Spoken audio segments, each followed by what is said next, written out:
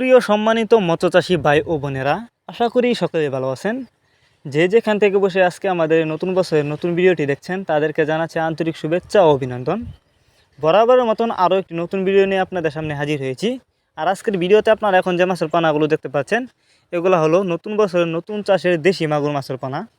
Viewers, আপনারা যারা উন্নত মানের দেশি মাগুর মাছের পানা চাষ করতে আগ্রহী এবং উন্নত মানের পানা খুঁজছেন তারা চাইলে এই মাছগুলো আমাদের কাছ থেকে সংগ্রহ করে চাষ করতে পারবেন। আপনারা জানেন মাগুর মাছের কিন্তু বর্তমানে বাজারে প্রচুর চাহিদা, কারণ মাগুর মাছ অল্প সময়ে চাষ করে বাজারজাত করা যায় এবং এই মাছগুলো খেতেও একটা সুস্বাদু।